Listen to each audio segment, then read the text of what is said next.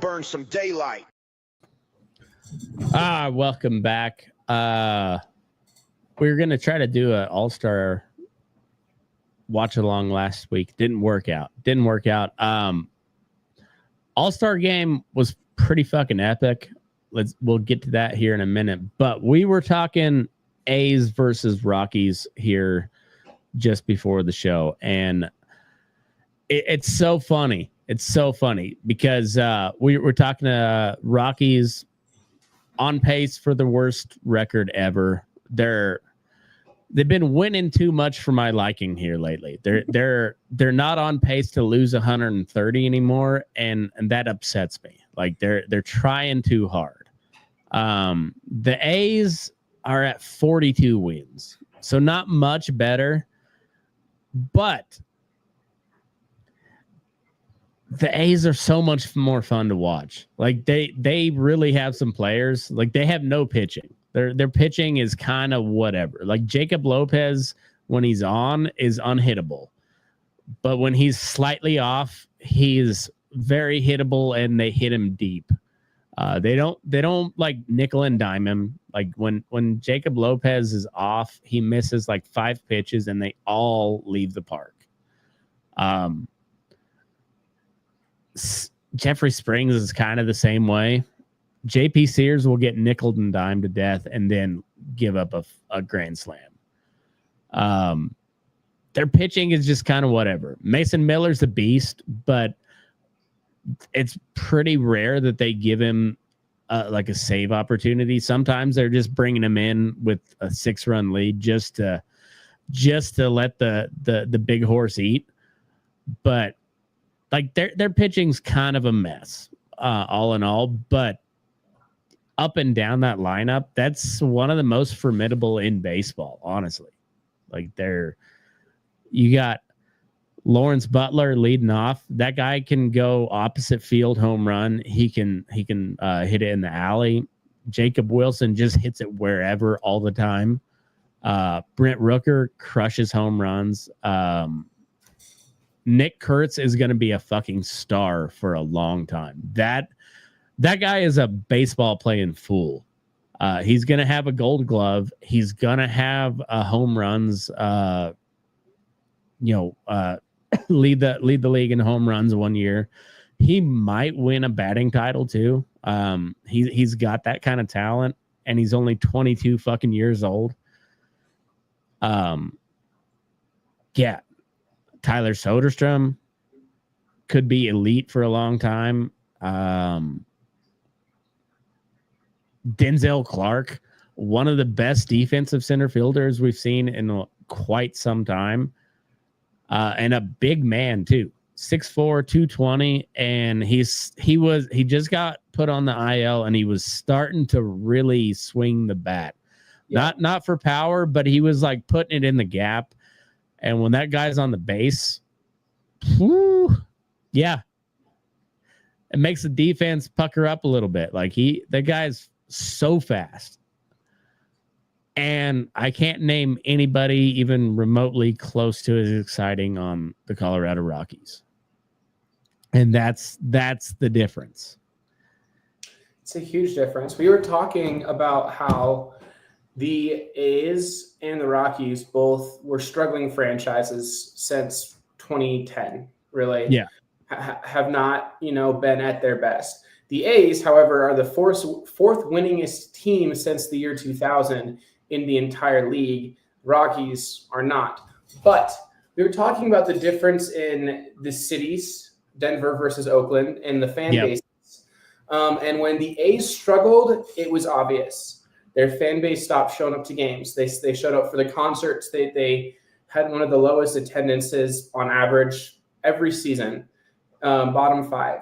But and they had one of the worst stadiums also. One of the worst stadiums because the city of Oakland didn't want to have to front the bill. And I do believe that the state or the city that you're in should have at least some part in funding new stadiums, new infrastructure, because it's not just money that you're bringing in for the owner. That's revenue that you can bring for the entire city, for your state. Denver is the opposite of Oakland. They support The city is supportive of all of its sports franchises. I cannot imagine the Rockies ever leaving Denver.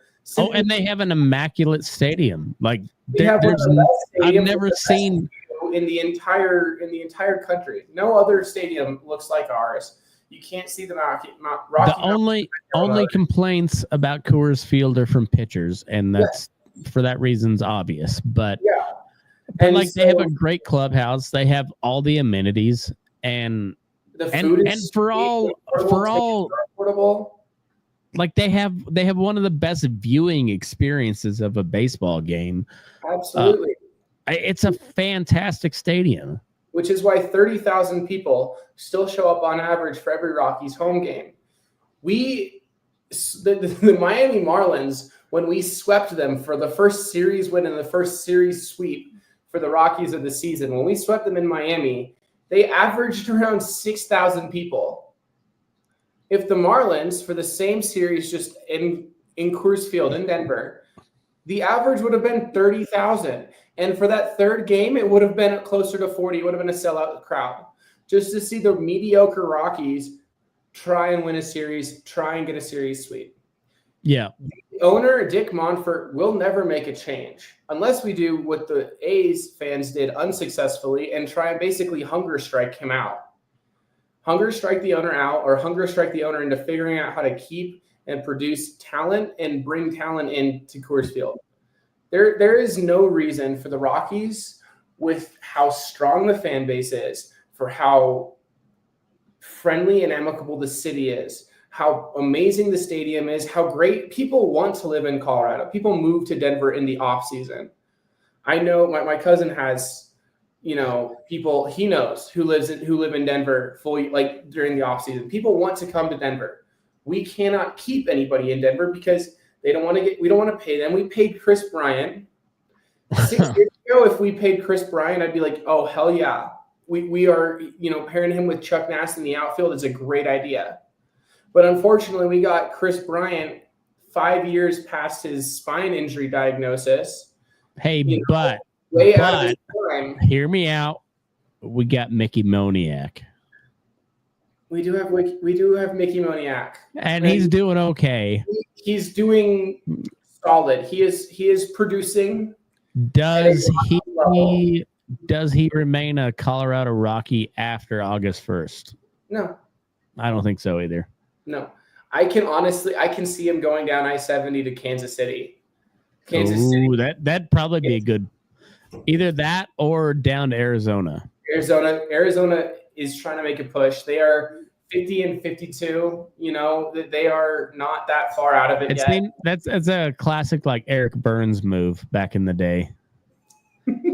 Yeah. That's one of the most iconic pictures ever is the game 4 of the NLCS in 2007 with Eric Burns diving headfirst into first base and Todd Helton doing the going to the series.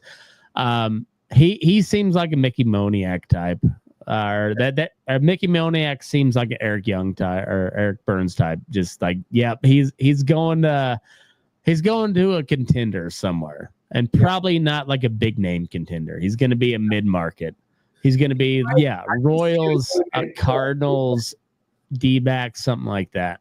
Yeah, maybe you know what? He would be a perfect fit in the Brewers. Well, the Brewers, the current best team in baseball. Did they win again tonight? 10-game winning streak from Milwaukee. That's 12, I think. Oh, that's right. It is a 12-game winning streak. They are now, Washington.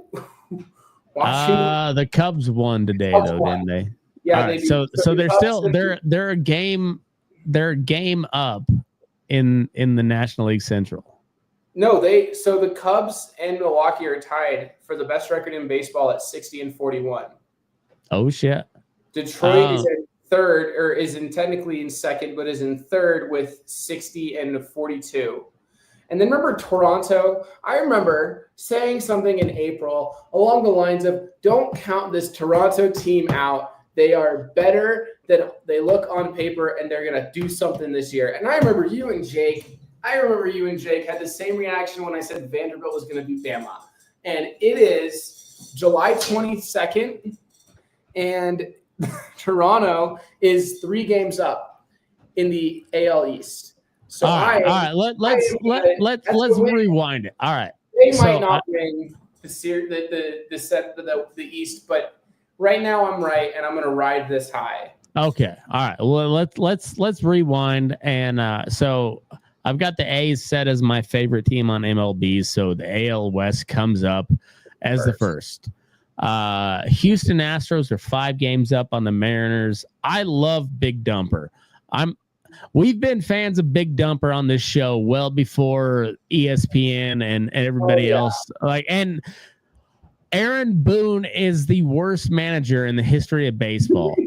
You had Bobby Witt Jr. and Cal Raleigh, and he didn't use him for the swing off. Brent Rooker was a good call. Brent Rooker that's a hot hand.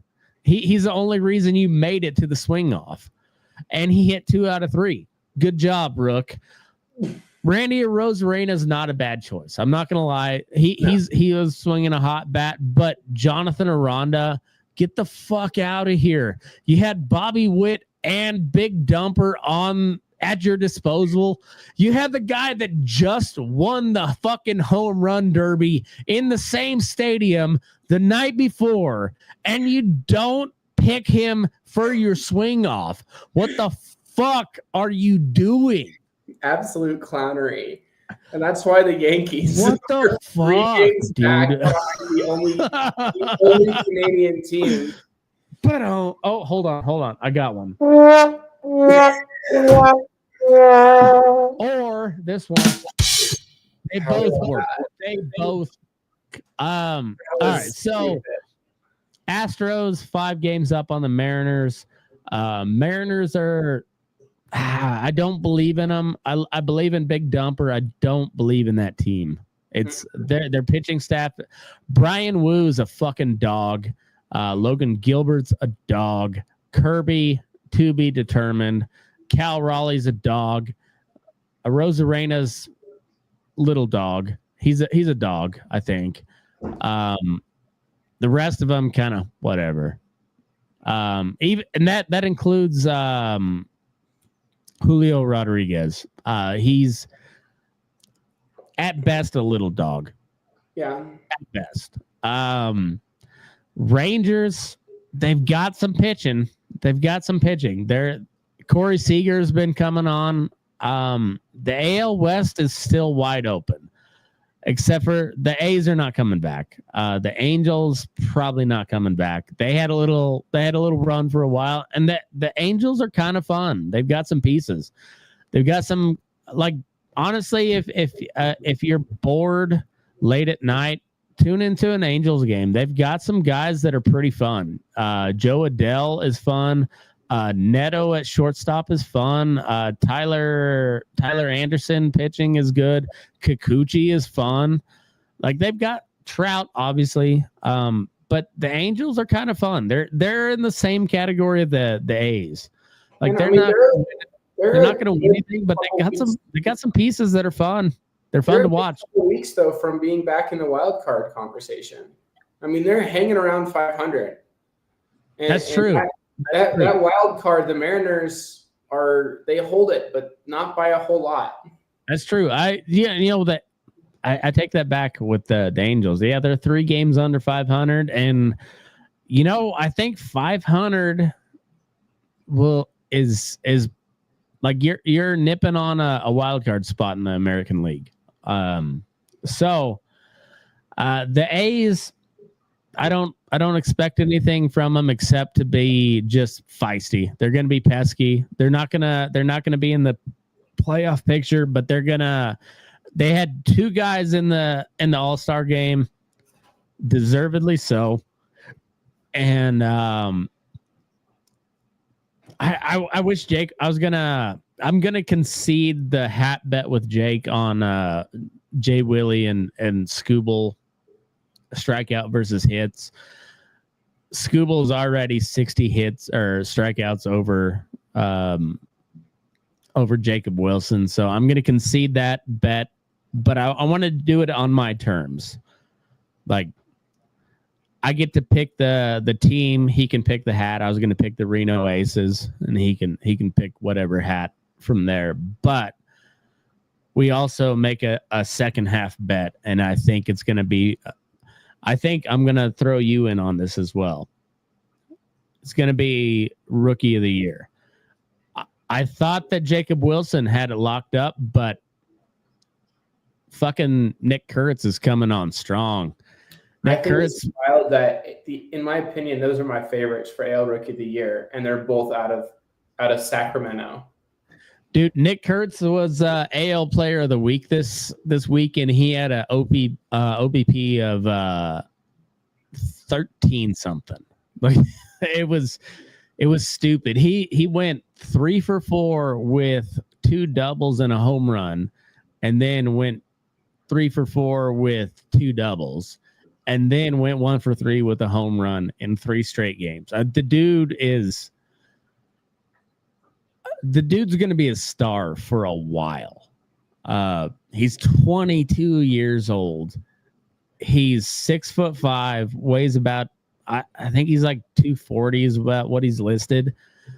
But he's not like a jacked 240, but he's also not a sloppy 240. Like he's like a dad bod at 22 years old. He plays kind of elite defense, and he can hit a home run from foul pole to foul pole. He walks a lot, and his I think he's batting about 270 right now. I give him a couple of years, he's going to be batting 300 and also hitting 40 home runs. Like he's a special talent. Big Amish. Look out for that guy. Look out for Big Amish. So that being said, Jay Willie needs to pick up his game because Big Amish is on his tails for Rookie of the Year. And I thought we all thought Jacob Wilson had that thing locked up by the end of May. Turns out baseball's a weird game, and he's still in that conversation. But yeah, Nick Kurtz is nipping on his heels. What's his name? Jeremy Pena. If he hadn't got hurt, he was right in that conversation too. There's a few guys. Caglione hasn't really. Like he's doing all right. He's doing all right. Don't get me wrong. But he's not who we thought we were going to get when we called him up. Same with, the Rockies with Chase Dollander. Yeah.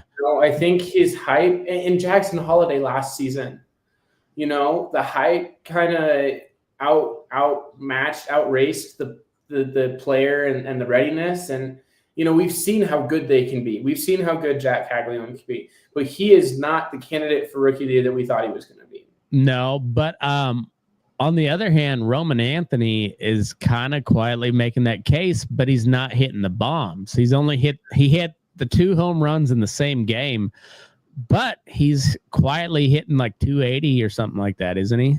Like 275 maybe? Yeah. And knocking in runs. And so you're like, okay. Well, we already know he's got the power. That'll come. But if he's driving in runs and getting on base, okay, like that was how Kurtz was in the in the beginning. He was like strikeout, single, walk, strikeout, single, walk. Okay, then double, and then like it seemed like the extra base hits came in a bunches. But he's like such a professional. Like they talk about a professional at bat. He's been given a professional at bat since he got called up. Yeah.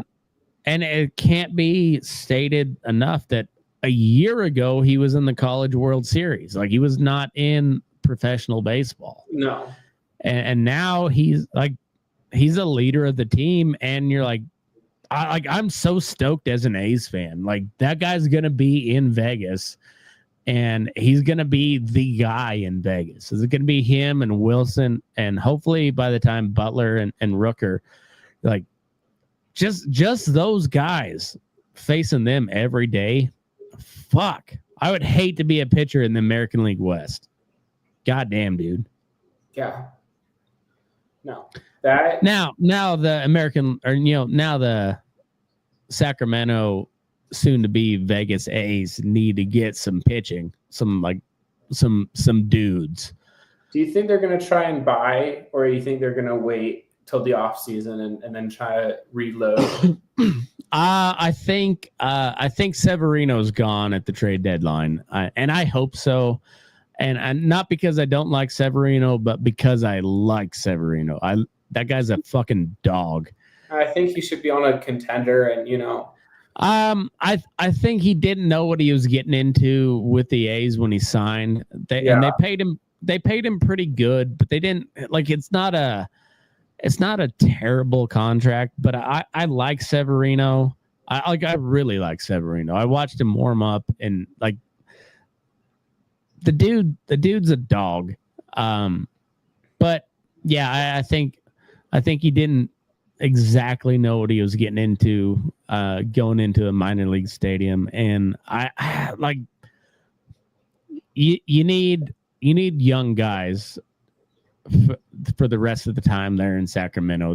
You're not going to get the big name guys. You're going to have to be the scrappy undermarket team. And I think Severino's gone, and I think they get some pieces for him. Hopefully, he's got another start or two before he's got one more start before the trade deadline, and I hope he fucking shoves so we can get the best value of him. But I think he's probably gone. But they got some guys in the bullpen right now that just came up, and they'll be starters. JT Gann's he's started a few, and he's been in the bullpen. He started tonight. Jack Perkins has been in the bullpen the whole time, but he was pitching really well at AAA. Yeah, like Jake has talked about it a couple times. I think Severino's a good candidate for Detroit, and they've got a lot of prospects. So like, yeah, give us a couple of those guys. Go get your workhorse for somebody that can just eat up innings, and then let Skubal and I guess Job's out for the year, but let Skubal shine, let Mize shine, and and then come a short series in the playoffs. Yeah, bring Severino out of the pen. He'll give you 3. No worries. I think that's probably their only option. Well, when I move on, so. Yeah. I mean, it's kind of one of the things when you realize like you're just not going to be in the playoffs, but you still got a good team. You're just like, all right, you lost that one. Fuck it. We don't expect too much for you. But when you go out and beat a good team, you're like, fuck yeah, we see what we can be.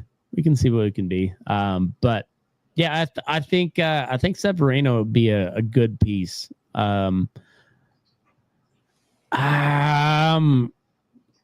Other than that, Miguel Andujar is going to be a good trade piece, I think. And Luis Urias. I don't know what their contract status is, but they don't seem to fit like the bill going into Vegas. So I don't expect them to be on the roster in Vegas.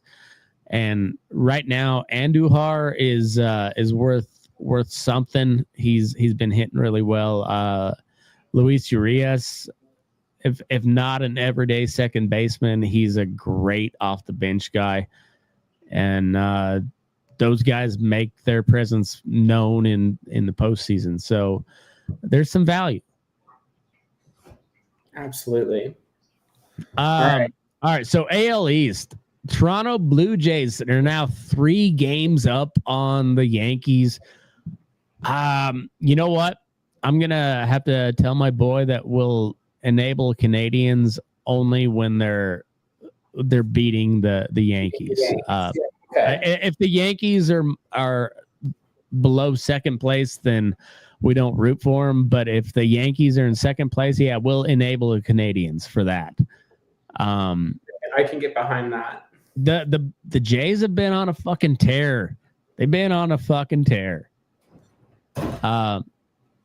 And just been playing good baseball. The Yankees on the schneid. The Red Sox, it's starting to look like getting rid of Rafael Devers was a pretty good call. Like that was a big holy shit moment when they traded him and they got like a used washing machine in return. But like Devers hasn't done much. He's pissed off a lot of people in San Francisco, and the Red Sox have got themselves back into a playoff spot. So you're like, maybe we were wrong. Maybe we were wrong. The Rays, it's so wild how tight the AL East is all of a sudden. Yeah. The Rays are in fourth place. They're 6.5 back of the Blue Jays, but last week they were within a game of the lead. It's crazy how fast baseball changes, like how quick it shifts. Absolutely. And I think it's wild that, I mean, the AL East is becoming what we thought the AL Central was supposed to be. Pretty much. I mean, with the Rays are in fourth place, what we thought the NL West was supposed to be. Yeah. Where the Rays are still 4 games above 500, and they're 6.5 games 6.5 back. But that's not even that crazy. No, I mean next week they could be 2.5 out. Yeah. I mean, but also the Yankees could be 2.5 games up next week. Yeah. It's wild. I think the only constant there is the Orioles are not going to be in it. The rest of them, I don't fucking know. No. I think it's crazy to watch this. I mean, watching the Blue Jays just kind of tear things up. I mean, they have the second best record in baseball. Mm-hmm. Well, the second most wins. I mean, there's no one who has more than 60 wins. Also, I was wrong earlier. The Mariners did beat the Brewers tonight. They snapped the win streak. Oh, okay. Yeah, they snapped it 1-0. Fuck. It wasn't crazy, but yeah. So I mean, look at the Tigers. The Tigers are 60-42. I fully expected the Royals to be within 3 or 4 games. I thought the Guardians. Yeah, I thought at most the Tigers would have a 5-game lead at most, and it wasn't. And they've been kind of on a little bit of a schneid here lately because they were 12 games up, just a couple, like right before the All-Star break. And Cleveland's kind of been on a little bit of a tear coming out of the Cleveland break. Was like 6 games out of it. They were below the Royals and the Twins. Yeah, they were in 4th place, and now they're back in the 2nd place.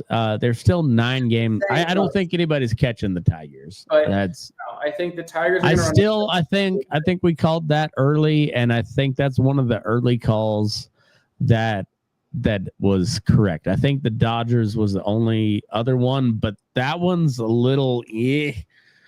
But they got too many guys, the Dodgers. We'll get to them here in a minute, but the White Sox, they've already won more games than they did last year, or pretty close. I think they got 5. They got to win 5 more. Is that right? Yeah. Yeah. Yeah, 41 and 121. So yeah, they'll make that. The fucking Rockies, they need to calm their shit down. Like they're not on pace for 130 anymore, and that's pissing me off. They got to stop that shit.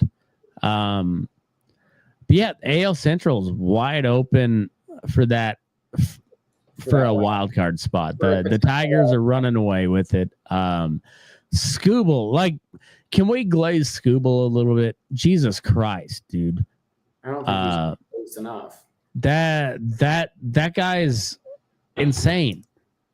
Just insane. He's not only going 7 innings. I think he's went 5 innings a couple times this year, but every other time's been 6 innings or more, 7 punch outs or more.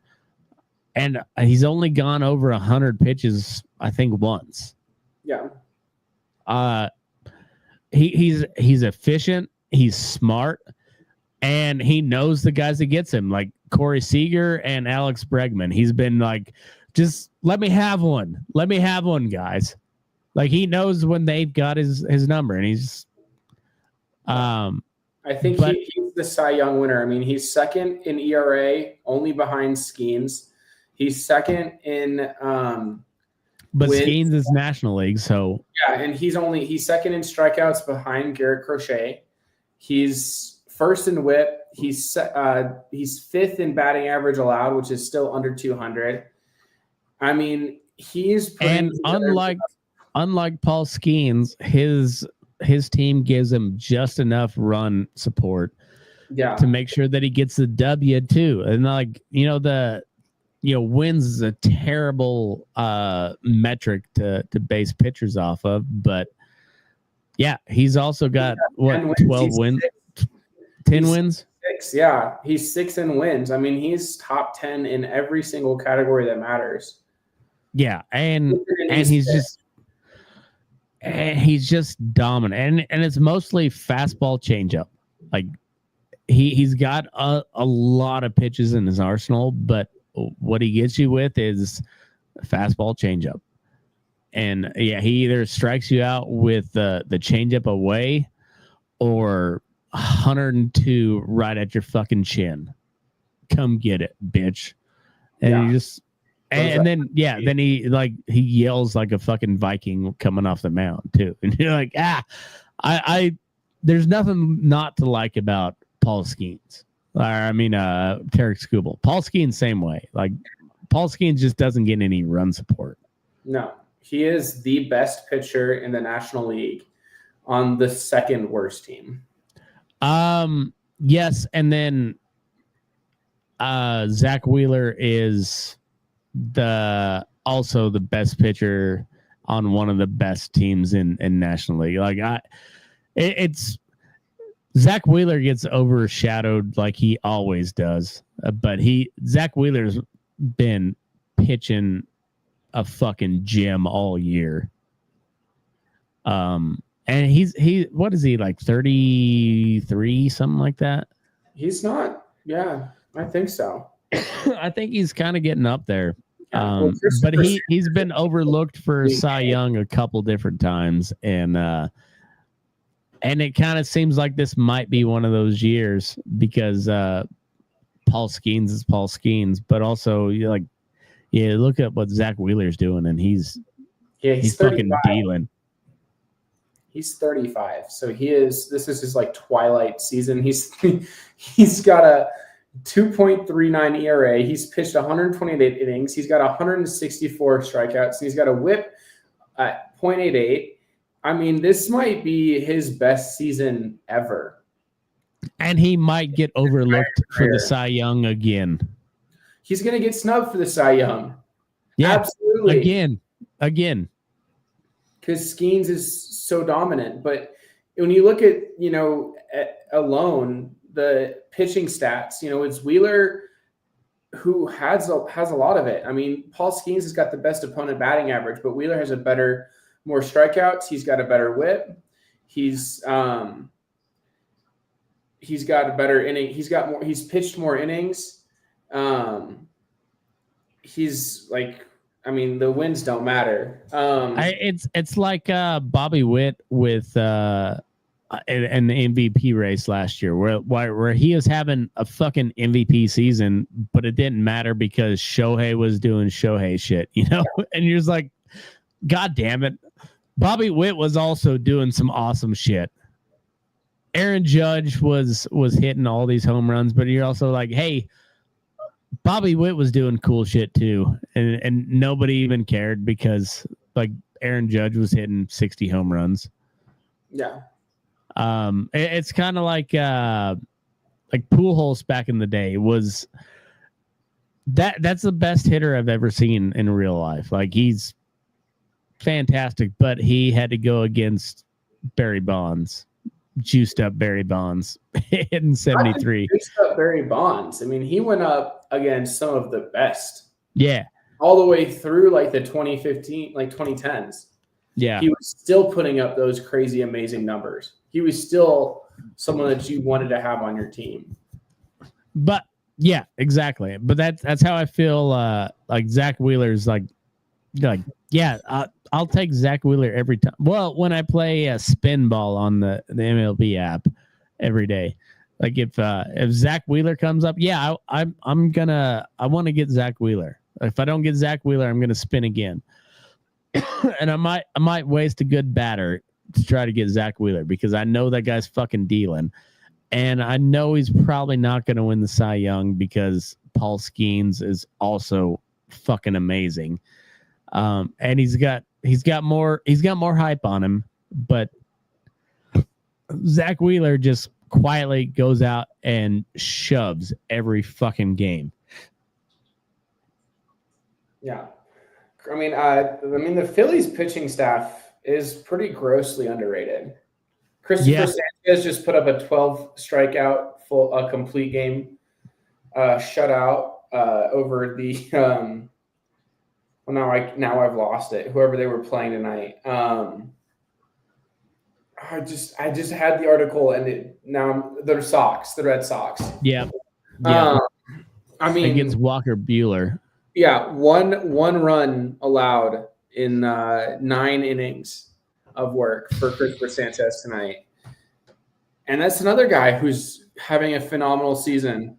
Didn't he make the All-Star team, right? Yeah. He should have. Snubbed. Absolute snub for the All-Star. But, I mean, 4 hits, 1 run, no walks, and 12 strikeouts.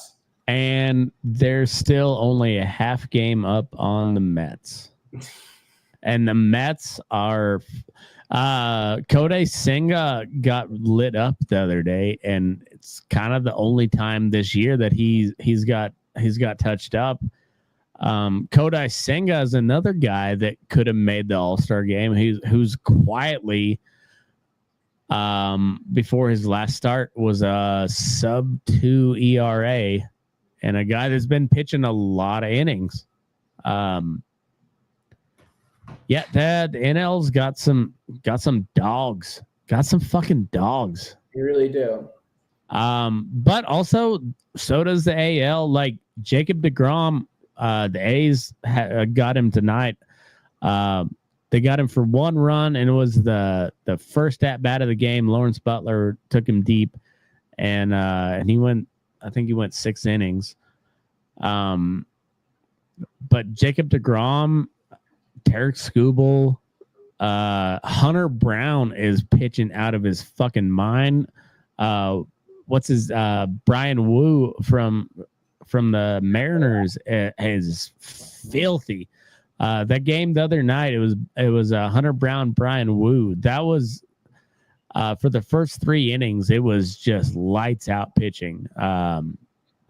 Wu got beat up a little bit after that, but there's some good pitching in the AL. Like early in the season, everybody talked about how weak the AL was, but they're quietly, there's some dogs in the AL pitching wise, but yeah, the outside of Skubal, the big names are on the National League, I would say. Yeah. But there's Nathan Eovaldi also having a great year. What's his name? Smith from the White Sox quietly having a great year. Like there's not much to talk about for the White Sox, but that Shane Smith dude has been really good. Garrett Crochet for the Red Sox, shoving, like striking a fuckload of people out too. You realize why they traded for that guy. Yeah. All right. So then this is I named the episode the Brews Crewsin. Milwaukee Brewers was a game up yesterday, but they're back on back Even tied so, up with the Chicago Cubs, which about 3 weeks ago we said the Cubs were running away with that division. Here come the Milwaukee Brewers. They rattle off 11 straight. They tied up. They take the lead, and now they lost tonight, but they're tied back up with the Cubs.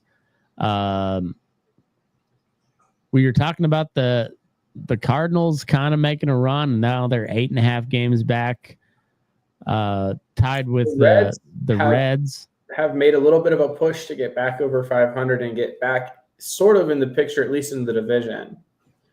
But I mean, they're 3.5 games back on the wild card. I think the wild card's a legit chance for them. I don't see the Reds or the Cardinals making a run at the division. I could be wrong. I've been wrong before, but yeah, I think the Brewers are going to make a real push. I think they will be, absolutely. They're a feisty fucking team. Like, they're not going to win in the playoffs, but I think they're going to be in the playoffs. They might make a little bit of a run depending on who they've got in the first round. Yeah, they don't win in the playoffs. I think if they play in the first round, I think they win at least one series. But if they have to sit, I think you're right. I don't think they win. But I think they roll. I think they can at least make it to the divisional. They are the San Diego Padres for me. Until they win in the playoffs, I don't take them seriously in the playoffs. They're going to get there. I think they're going to get there, but I don't think they win anything in the playoffs. I mean, I think the NL Central is the only NL division that has 4 teams above 500. It's only them and the AL East with 4 teams above 500. Every other division is 3 at most. Like right now, if you don't count being at 500 isn't above. The AL Central only has 1 team above 500. Yeah. AL West, they've got 3 teams. AL East, they have 4 teams. NL West NL East only has the Phillies and the Mets, who are tied. And then NL West has Dodgers, San Diego, and San Francisco. Basically, just California is above. But the D-backs are only 2 games under. They're only 2 games under, but they are not above 500. No, they're not. So, all right, let's go NL West. The Dodgers are the Dodgers. Are they going to slow down any? I know they've been on a little bit of the schneid here lately, but do you buy that as a? They're gonna come off that. They're gonna rattle off. It's low tide. They're hitting a little bit of that low part of their little cycle, but they're gonna pick it right back up. Yeah, there's too many guys there. They're gonna rattle off 7 or 8 wins in a row here pretty quick, and it's not gonna be a surprise. I don't think. No. I think the Padres are gonna play spoiler to the Padres and the Giants. I think so too. All right, so let's go with the Padres. They started off on a fucking heater. Fernando Tatis looked like an MVP candidate, and he's still looks like a really good player, but he's not an MVP candidate anymore. Manny Machado is making his case for an MVP candidate. Jackson Merrill is kind of come down a little bit to normal. And do the Padres have enough to? They're 4 games back. They're I guess they're 2 games up on the wild card. do they have an, or I guess, yeah, they're 2.5 games up on the Giants, who are 2.5 games back on the wild card. So Padres have a wild card slot. Can they hold it, do you think? Given the rest of the league, I think they can. I mean, it's them and the Mets. Well, let's see. So in the wild card slots, we got in the National League, we got Cubs, Brewers are tied, and then we got Mets, Padres, Giants. Yeah. With because the Cubs, it's going to be the Cubs or the Brewers. It's not going to be both of them. Right. Unless the Mets make some sort of push or the Cards make some sort of push. We'll just say we'll go with the bottom team there, which is the Brewers. So right now we got the Brewers, Mets, Padres with the Giants 2.5 back, the Reds 3.5, or the Reds and the Cardinals 3.5 back, and the Diamondbacks 5.5.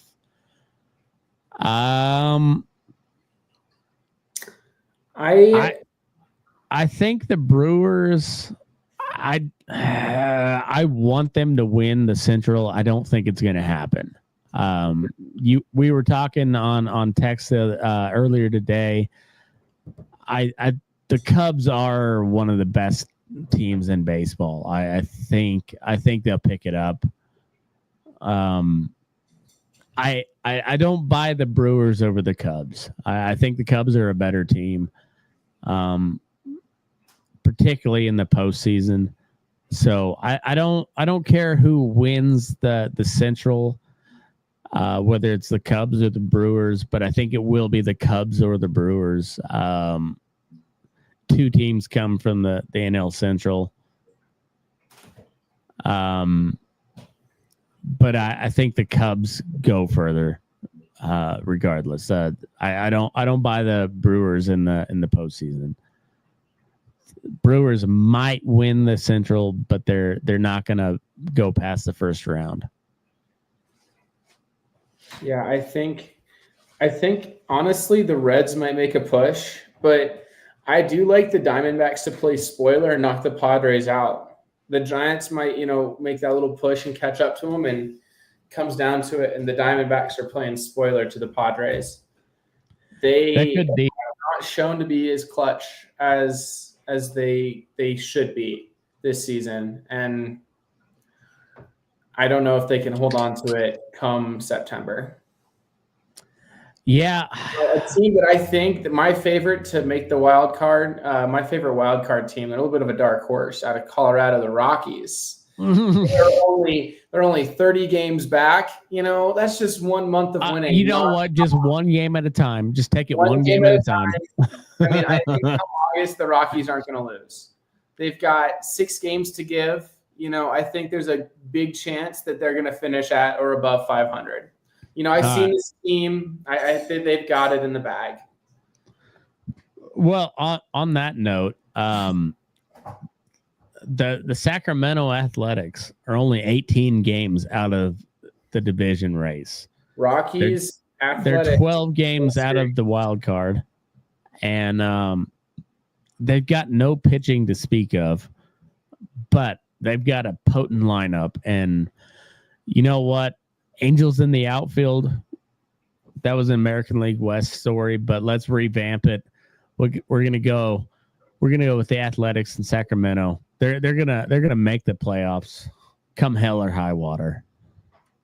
18 games back out of the division, 12 out of the wild card. Let's go.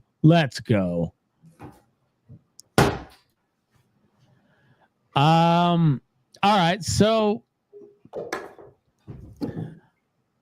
does Cal Raleigh beat Aaron Judge for the home run title? I think yes. I mean, I think so too. Cal Raleigh's at 39 after tonight. I think he's got a 3-run lead on 3-run lead on Judge and Ohtani and Eugenio Suarez, who is another guy who's having a phenomenal season for the Diamondbacks. Fantastic year. Does he stay with the Diamondbacks? Do they trade him off? Not yet. I think that he's a keeper at the deadline.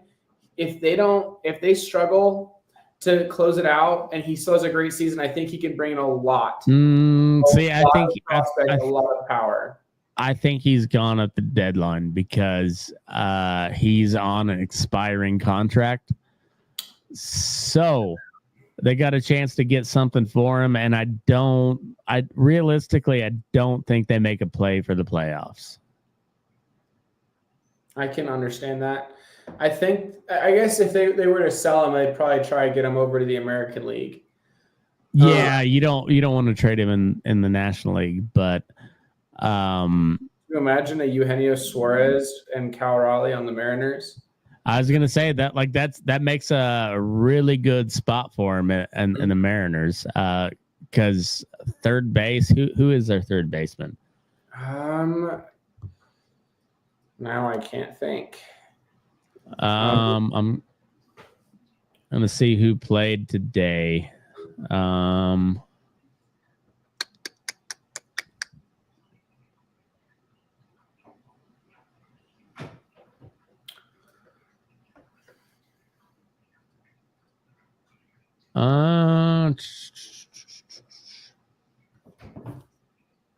not. It's not a Rosarena, is it? No. No, Polanco plays second.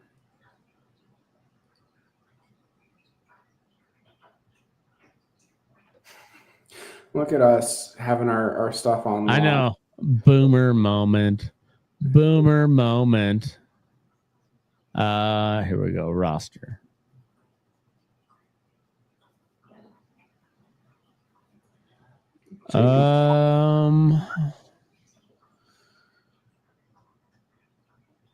Is it Donovan Solano? No, he's their first baseman. I'm going to get it eventually. We got Ben Williamson. That's right. Who was hitting 256 with 1 homer and 3 stolen bases. Yeah. You put Suarez over there, and Suarez plays pretty good defense too. Like, yeah, for a big pudgy guy, like, yeah, he does pretty good. He's kind of like a Max Muncy. Which, by the way, we didn't cover Max Muncy's injury on the show the other day, but that was nasty. I hate to see that. I like Max Muncy a lot. I hate the Dodgers, but I like a lot of that team. I know I say it a lot. I hate the Dodgers, but Mookie Betts is one of my favorites. I know Mookie Betts, Freddie Freeman, Shohei, Max Muncy. Kike Hernandez. I fucking love Kike Hernandez. He's hilarious. And he's also clutch. Like, I want Kike Hernandez on my playoff roster. I don't care what team it is. Like, if you got a chance to get that guy, yeah. The Patriots was so easy to hate, but the Dodgers Dodgers are so easy to hate, but I can't hate anybody on that team. Well, exactly. The Pats were easy to hate, and you could hate everybody on that team. Yep. But you can hate the Dodgers, but you cannot hate a Dodger. No, I like all those players, but I hate the Dodgers. I root for them to lose, but I root for them to lose in like a 12-10 game. Like, I want them all to do well, but to still lose. Yeah, absolutely. Yeah. So Suarez that's in division though. I don't. No. To Seattle. Yeah. We were looking at the Dodgers. Never mind. Yeah, but Suarez to Seattle, that makes a lot of sense. Will it happen? Probably not. Man, I don't know what the Mariners can do. Like it's kind of how they always are. Like they're really great at times regular season team, but they can't win a playoff series ever. Aren't they still like the winningest team in baseball by record? And they just okay, so what are the Royals gonna do? Are they gonna go buy? Are they gonna just kind of I don't think hold they're out? buyers or sellers. If they're selling anybody, it's pitching. Royals are still second in the league in ERA. They got great pitching. If they can make the playoffs, they can make a run, I think, just based off of pitching. Yeah. Their offense is miserable. Yeah, miserable. I mean we are 4.5 games back from that wild card, and we would have to we've got a pretty solid schedule, I think, on the back half where we can make up some ground. We have to put up runs. I mean, yesterday we put up 12 on the Cubs. Today we got shut out 6-0. It's like you put up 12. Well, you had Rich Hill on the mound too. Well, Rich Hill only gave up 3 runs over 4 or 5 innings. So all right, so not quite a quality start, but 1 inning shy. He How many hits did he give up? He gave up 6 hits, 2 walks, and he struck out 1, and only allowed 1 earned run. 2 of those runs were not earned. Honestly, if the Royals get rid of anybody, it'll be Jonathan India. Jonathan India is a Colorado Rocky. The way he plays defense, he should be in Coors. Because, Lord, if a ball comes his way, he does not know what he's doing. And I like Jonathan India as a player, as a guy, but as a Royal, he should have stayed with the Reds because he just continually lets us down defensively. I mean, Melendez would have been a better option to keep up, even though he can't hit right now. All right, so let's say the Royals are making a push. Who do they go get? Well, so we wouldn't need someone like Suarez, but I can see the Royals going after a bat. You know, someone who they can trust with average, someone who's hitting well and on a shitty team. Who do you got at third base right now? Michael Garcia. All right. You like Mike? How about left field? I think that's where India is, and we want to replace India. You should go get Miguel Andujar. I was thinking Kyle Stowers over from Miami. Oh, he's better than Andujar. Andujar would be a good. Andujar's gonna be plugged in somewhere. I agree. You got to give up more for Stowers though. Stowers is young and he's coming on. Yeah, and he's hitting solid. I mean, he's hitting just under 300. He's got 22 bombs. You know, he's got an OPS just under 1,000. Didn't do worth the fuck in the All-Star playoff, but yeah, whatever. Yeah, I just think that we need a guy with a bat. You know, maybe Stephen Kwan, who's hitting decent. He's hitting 285. You think they go in division like that though? They wouldn't. The Guardians are if they did. Stephen Kwan would be the guy because he's not a big RBI home run, but he's on base. And that's what the Royals need. Yeah. If we want to go out of in division, I think the guy to go after is Stephen Kwan. But honestly, I think Kyle Stowers is the best bet, the best pick for the Royals right now. His defense is decent, and he makes up for any mishaps with his bat. And Jonathan India cannot overcome his errors at the plate. Like if India was having a Cal Raleigh-esque season, but playing like little league outfield, I could get over it. For every, one error that he commits, he's got 3 home runs. Great. But Jonathan India is struggling at the top of the order. He's everywhere. he's got Denzel Clark's bat, but also Max Muncy's and the A's Max Muncy's defense. Yeah. Yeah. He's a Rocky through and through, you know. Yeah. Yeah, that makes sense. Who would the A's pick up if they wanted to try to make a run? Who is the biggest target? Oh, dude, they got way too many holes. They can't make it run.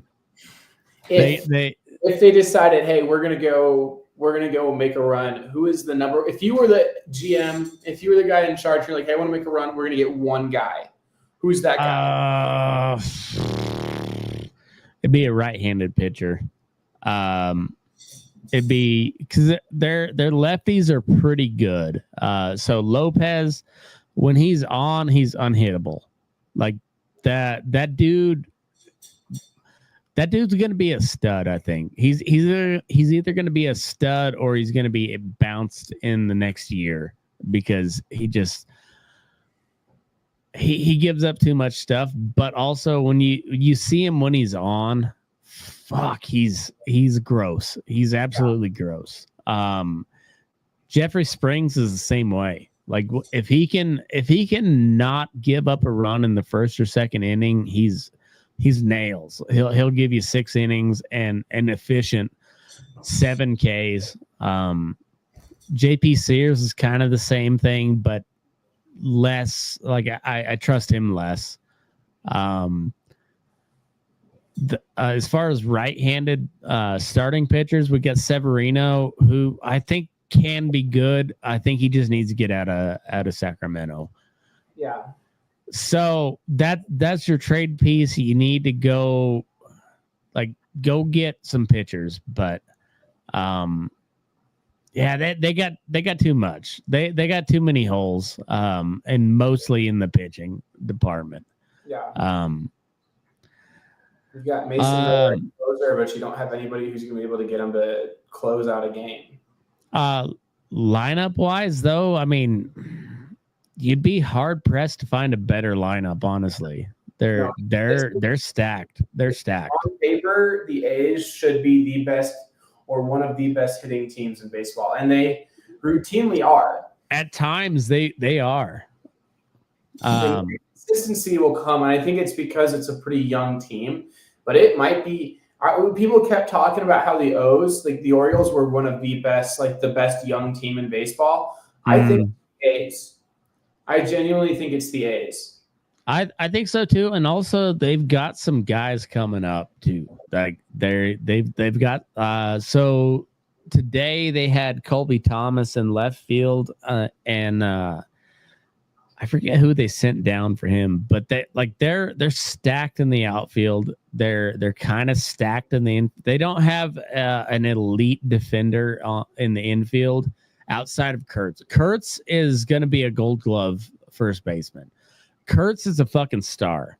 That guy's going to be a star for 20 years. He's got the body for it. He's got the approach at the plate, and he's got the power. That guy, we were talking before. He foul pole to foul pole. He can hit a home run at any time, but he also gives you a professional at bat. He'll make a pitcher work for it. He might strike out, but more often than not, he's going to put a productive at bat. And as you're seeing, the home runs are coming too. Like, because all he's got to do is flip his wrists at it, and that big Amish is going to come through. But you also, like, Jacob Wilson, his defense is been kind of mediocre, but his bat to ball skills is elite. The hitting's only going to get better, and the defense is only going to get better. And he comes out of Jack Wilson, who was a Gold Glove shortstop. Yeah. And he's better than his old man. At every aspect of the game, he's better than his old man. Yeah. It hasn't shown yet on the defensive side, but it will. It'll come. It will. It's got better all through the year. Kid's a fucking stud. A's have got some guys. They've Denzel Clark. We didn't even talk about Denzel Clark. That's the best center fielder in baseball right now. Without a doubt. He's on the IL, and I hope he comes back quick because that's a big hole in center field when he's not there. But in the meantime, Lawrence Butler is playing his ass off right now. So, and Lawrence Butler wants to take a field spot back. And he's only way he gets it is if he gets traded or Denzel Clark doesn't come back, because that Denzel Clark's fucking elite. Yeah. Elite. But also when you got Lawrence Butler in your back pocket at center field, not a bad play. That's like if Dexter Fowler was still playing for the Rockies and Brenton Doyle went down. You know, Dexter Fowler's not quite the defensive pro that Brenton Doyle is, but he is still, you know, if he's not number one, he's number two, number three. Yeah. You know, and Lawrence Butler can put it together on the plate at the plate too, which is well, yeah, like Lawrence Butler can fucking rake.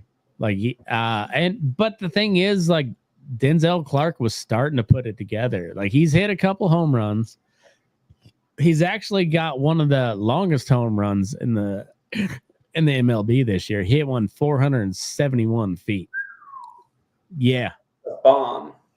Dude is built like Steve Atwater. He's 6'4", 220.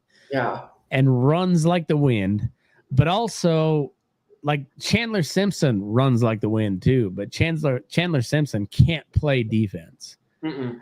Denzel Clark is the best center fielder I've ever seen play live.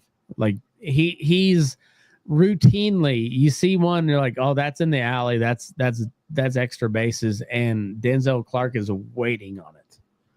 Like he's not catching it on the run. He gets there and just waits on it on a ball that is routinely in the gap going for extra bases. And he's just waiting on it. And he's got the power, you know, he's got the hand-eye coordination.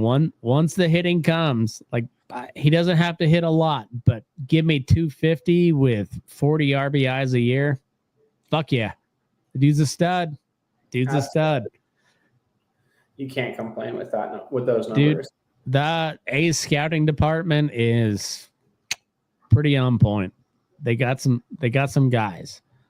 Not going to happen this year, but next year, year after, look out. Look out. I think before they get to Vegas, they're going to be a team to be reckoned with. Not this year, though. All right. So who do you think is going to be big buyers at the trade deadline? I think the Royals. I think the Royals are going to be big buyers. You think they're going to do it? I think so. They're not typically a big buyer, but they will go get somebody. I think maybe not big buyer, but they'll get someone. Do you think they're still in it enough to go get somebody? Oh yeah.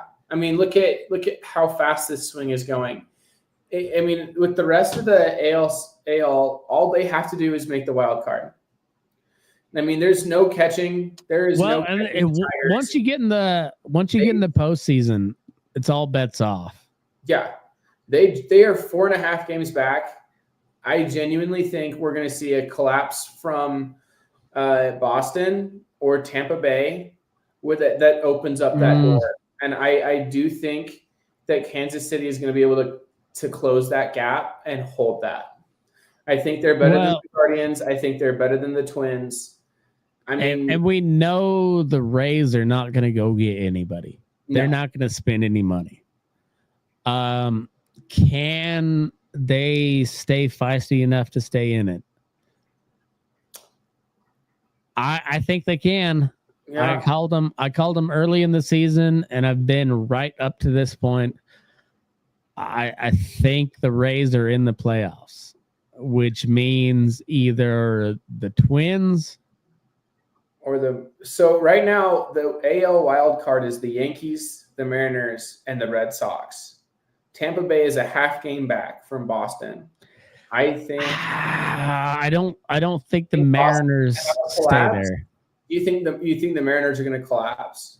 I think so. I didn't buy him from the get go, and I don't buy him. As much as I love Cal Raleigh, and I like that pitching staff a lot. I like Logan Gilbert. I fucking love Brian Wu. Brian Wu's a dog. I don't buy Seattle. They are the Chargers of the AL West. Like, the Chargers are going to be tough all regular season, but they're not going to do shit in the playoffs. Do the Mariners get there? Maybe, but I would put money on the Royals over the Mariners at this point. And the Mariners have all the signs that they should make it. I don't know that they do. They had a 7-game lead, and the Astros were like 5 games out, and nobody's catching in the Astros in the West at this point. That ain't happening. The Rangers might catch the Mariners. Angels ain't gonna do shit, but if I had to take money, I would take the Rangers over the Mariners at this point. What do you think about Boston? Because right now the only Boston is in the way more than the Rays or the Rangers are for the Royals. If the Royals want to make a push, they have to get through Boston or the Rays. But right now, Boston's holding that spot. I think the Rays over the Red Sox. The Red Sox have some guys. But who do they got besides Crochet on the pitching end? Bayo's been okay, but he's beatable, very hittable. Crochet is unhittable. Crochet is a dog. Bregman's a dog. But I don't know. Who do they got besides Crochet on the starting pitching side? Giolito and Walker Buehler. Buehler, he's got like a 6 ERA, don't he? 5.7, yeah. Yeah, he had an okay start the other day. I don't trust him, Buehler. I didn't trust him last year with the Dodgers. Giolito, he's nails or gets lit up. Bayo's kind of the same thing. They just picked up Sean Newcomb.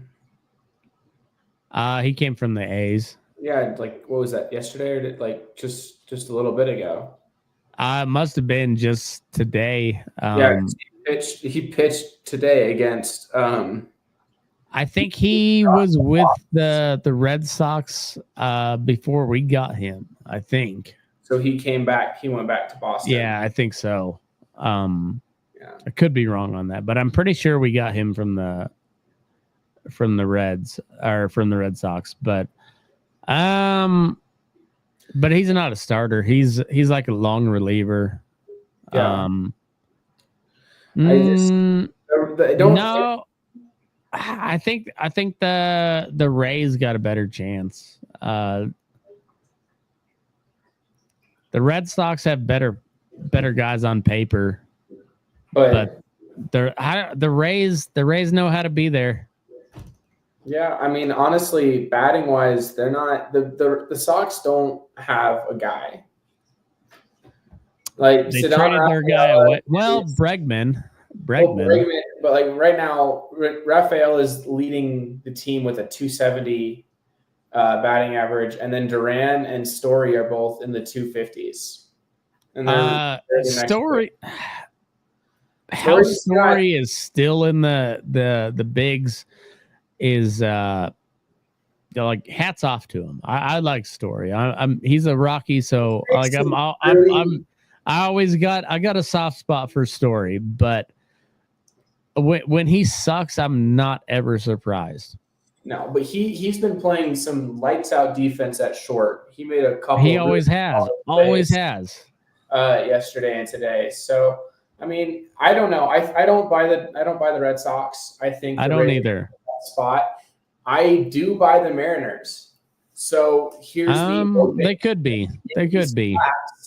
And that way the Royals can fill in that void, because if the Yankees don't collapse, if the Mariners don't collapse, there's no door. The door is not open for the Royals or anybody from the AL Central. Yeah. We were talking 4 teams from the Central early in the season. Hey, we were right about the Tigers, though. Like, we were right about one out of 5. 1 out of 4 we've hit. Isn't that funny though? Like, we're like, clearly the Tigers are better, and it showed. they are. Zach McKinstry would have been a all-star on any team. Yeah. He just happened to be the utility guy, who's the fucking utility guy of all utility guys. Fuck, yeah. He's good. Yeah, I don't know, man. I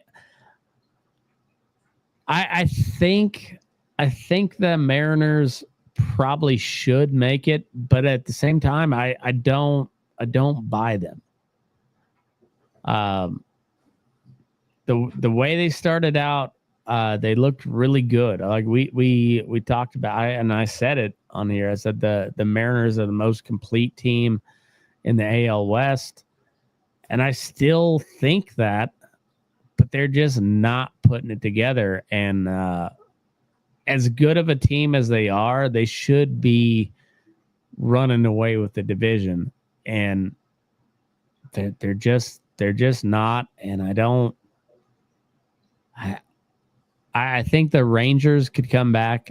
At this point, I think the Rangers have a better starting pitcher staff than the Mariners, which is crazy because they got Wu, Gilbert, Hancock, and Kirby.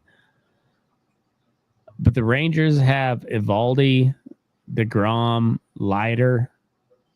Yeah. Like that's a pretty stout top 3. The Mariners I would say they'd go Wu, Gilbert, and Kirby.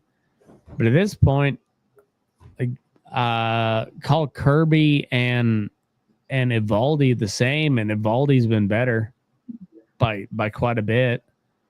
DeGrom is a Cy Young contender. I don't think he wins it, but he's in that conversation. Yeah. DeGrom's looks like DeGrom of old, and they got some guys that can hit. Aroldis Garcia, Corey Seager. Yeah. Look, I'd say look for the Rangers to come back strong, as opposed to the Mariners. The Mariners have the pitching, but I think pitching wise, it's almost a draw, and the Rangers clearly have a better lineup outside of Cal Raleigh. Raleigh, I want him to hit 73. Like I want him to win the record outright with no controversy. As a catcher, that'd be even better. As a fucking catcher, that would be amazing. And like, what's there not to like about Cal Raleigh? He's got a great nickname. He plays one of the toughest defensive position in baseball. He's likable. All of his family looks exactly like him. Have you noticed that? they like even the women look like Cal Raleigh with like kind of good looking with blonde hair. But they all look like Cal Raleigh. Every one of his family looks like Cal Raleigh. But yeah, a switch hitting catcher to take the overall, like, he's not going to hit 73, but he has a chance for 63. And I hope he hits it. I really do. Yeah. And I hope Judge is right there with him. I hope Judge hits 62, but Cal Raleigh hits 63 or whatever, whatever Judge hits. I hope Cal Raleigh hits one more, and I hope it breaks a record. ESPN is saying that Seth Lugo and Seth Lugo's chance of a trade out of Kansas City is about 80%, and that really Chris Bubich is the next. So Chris Bubich is having one of the best seasons. Bubich is having the best boobs in Kansas City. Best boobs in Kansas City, and they're talking. Because Cole Reagans is still hurt.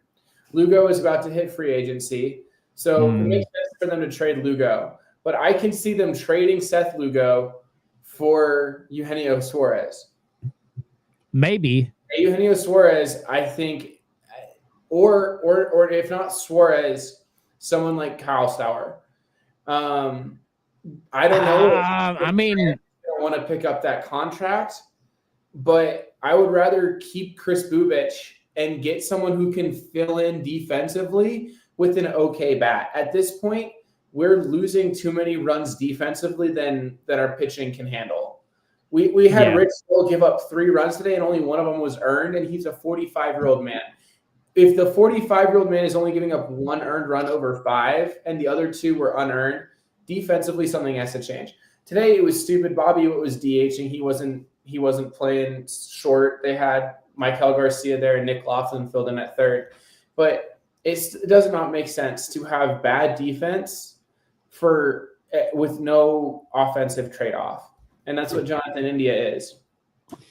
See, that's why JJ Bleday went down to AAA twice this year, and he hasn't come back up the second time. So, yeah, because Denzel Clark was almost an automatic out when he came up to bat, but he's at like a 1.2 WAR, just almost exclusively defensively. Yeah. Where he's almost an automatic out, but you'll take that because he saves you so many runs playing center field.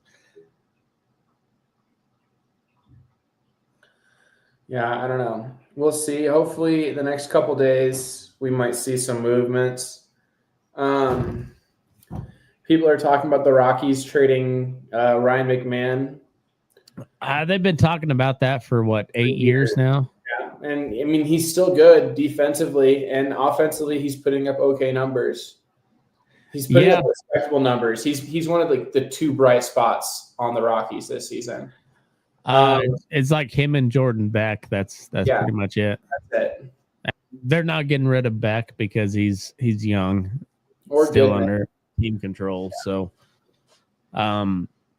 McMahon would, I'd like to see him go somewhere where he could be useful. I think he's past his prime though.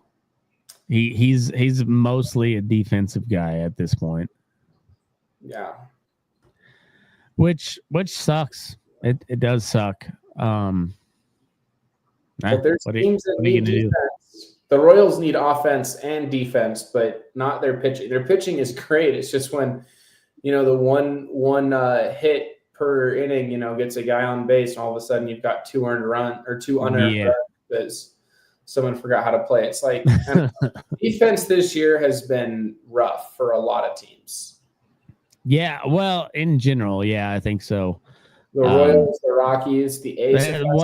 That's kind of what happens when you try to recruit a bunch of home run hitters that don't necessarily play defense.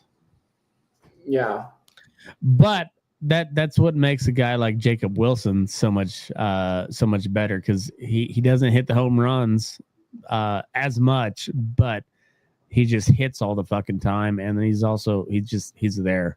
Like he's It's like a more clutch version of 2024 Luis Arias. He's so much more fun to watch than Luis Arias. Absolutely. He's just an on-base machine. He's hitting. He doesn't strike out. He doesn't walk so much. But also, like, it's so crazy. You hear the particularly the radio guys. They'll be like, "There's a giant gap in right center," and he's just like, "Boop, right there, right center." Right there. He sees it too. Yeah. Yeah, and he'll just like he'll let a slider get real deep on him, and then he just real fast with his hands, and it's crazy. Like on the MLB app, in between innings, it'll show like bat speed, and it's like Shohei's on this end, and Jacob Wilson's way over here, but Jacob Wilson's got a better batting average. And yeah, well, Shohei hits way more home runs, but Jacob Wilson just hits the fucking ball. That's what he does. He's a hit machine. Crazy shit. Before we get out of here, what did you think of the tiebreaker for the All-Star game? I liked it. I thought it was great. I don't want to see it necessarily for every extra innings games. Maybe after a certain number of innings. Once you get past, like, once that 13th inning, instead of having a 13th inning for the All-Star, have that. Yeah. But, well, even like I'm okay with it for any extra innings in the All-Star game. Yeah. But there's been a lot of talk about implementing it for regular season games. They're like, nah, you got to have at least a couple extra innings before you go to that. You don't do a swing off. This isn't hockey. Well, you gotta have at least a couple innings before you go to that. I'm not opposed to it, but it's not a 10th inning thing.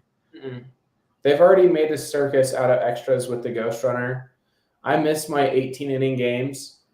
Oh, I remember watching the Rockies 22 inning game. It was a marathon.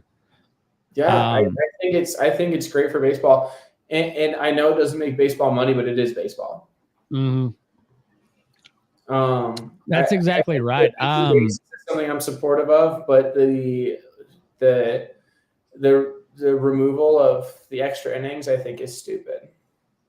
What I think is stupid is, and I get why they went with Cal Raleigh, but the whole tiebreaker that they had for the first, Brent Rooker got fucking hosed. First of all, he got 2 less balls and he had time on the clock.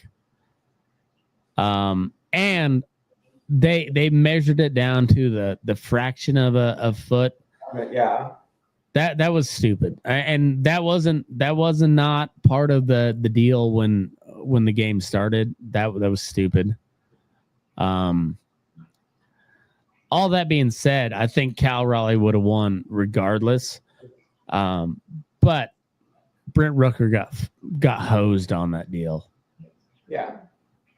But the swing off at the end, I like that, but it also goes to show that Aaron Boone is a terrible manager.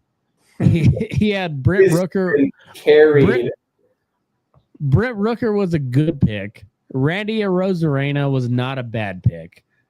Jonathan Aranda, what the fuck? You had Cal Raleigh still there on the bench. The guy that had just won the home run derby. Jesus Christ.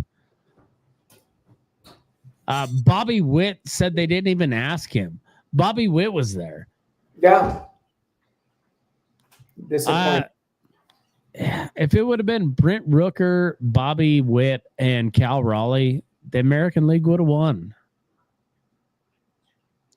Absolutely. Kyle Schwarber was the perfect pick, followed up by Pete Alonso, who didn't even get to actually compete, but Jesus Christ, man.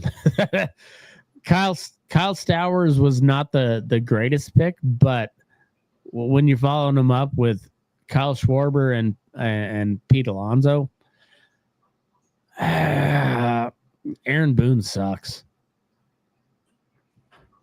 The AL had guys still there. Why they picked Jonathan Aranda Jonathan Aranda, I don't know.